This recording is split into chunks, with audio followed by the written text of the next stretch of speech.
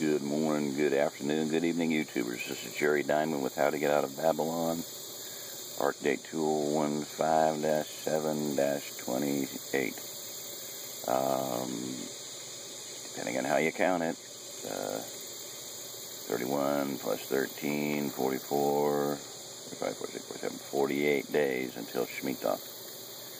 Okay, I got a new title for a little playlist here if I ever get around to doing it. I had some office outhouse rants. Well, this is not quite an office, you know. I don't have any shelving in there. The 2x4s were nice shelving for books, and it had lighting, and it was pretty cool for, you know, doing stuff out of. Well, this is an outdoor operation here completely. It's an outhouse, completely out.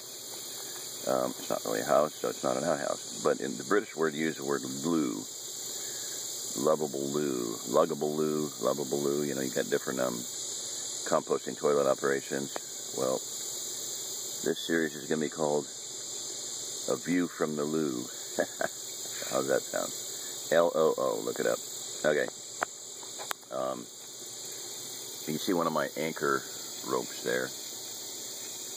Or, you know, that's my, actually it comes right over the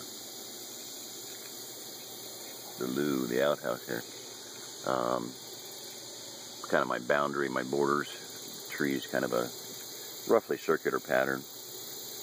I'm going to be able to hang fabric from that. So, anyway, I'm multitasking here. You can see where I'm sitting. So, yesterday, several things happened. I mean, it's just a very exciting day. Bill and Katherine made it here from South Dakota. Praise God. Hallelujah. Hallelujah way. Had a really good time. We went to the property here, my son's property, and I've driven across it quite a few times. Just there's one main road, quote unquote, and I actually hit a pretty good sized rock yesterday, first time ever. Had to back up, and it's sandstone, so generally the rock will give, not your car. So anyway, so I had never been through the property looking for other places to camp because, you know, I wanted to be right near the water and power. So I realized 2 days ago that, oh gosh, I don't even know where they can even park these things other than way out in the flat, right out in the sunlight. That ain't cool.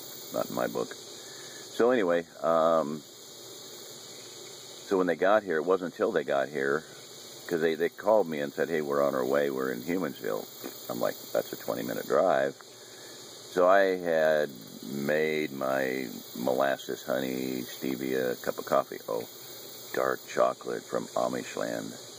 Dark baking chocolate. It dissolves in water real easily. It's not the cocoa, baking cocoa that you have to run through a Vitamix to get it to go into anything. Anyway, so I had my coffee. I hadn't had breakfast. I didn't have breakfast until we went out to lunch. But I had, you know, Subway salad. BTW Subway salads are a really good deal if I hadn't mentioned that before, because you can get everything you can throw on a sandwich and get well, let me put it this way. They use a really big white bowl, and you can get a whole lot more in that bowl and crammed into your salad bowl than you can get on 2 little bitty skinny pieces of bread. So, word to the wise. And gluten is poisonous for you anyway. Whether you're gluten intolerant or not, it's still poison. The old word there in the English language, gleet. Gleet means the oozing, sticky stuff oozing from oozing, okay, I used that word twice.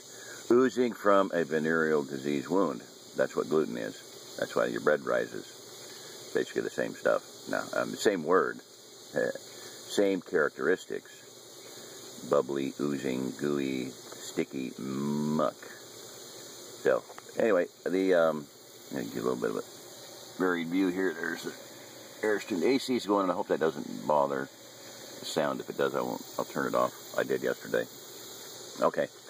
I was walking around more. I'm kind of behind the plastic here a little bit. So anyway, instead of a campfire, you have a not working solar light because it's charging, not discharging. Sorry about that. Rabbit trail, bunny trail. Where was I looking for? Okay, so yesterday they got here and went to Subway later. But okay, we drove through the property, and one single place is a nice lane, one of the logging roads that these guys punched in. It's all grassy and everything, but it's a nice tunnel with trees over it. And I'm going to get some poles today and start busting branches. There's some really dead, dry branches. None of them big by any means, but more than I'd want to have hanging over a camper. Just, you know, wind blows. And really protected from the wind, too. Wind and sun both. So, nice camping place. So, 50,000 pounds of free wood everywhere to burn for campfires. You can burn, you know, as big a campfire as you want, as long as you don't start nothing on fire, which is kind of hard now because it's really wet. Well, it's, you know, the ground's not, but I mean, things are still real green here. You can see that from the flowers out there and whatnot.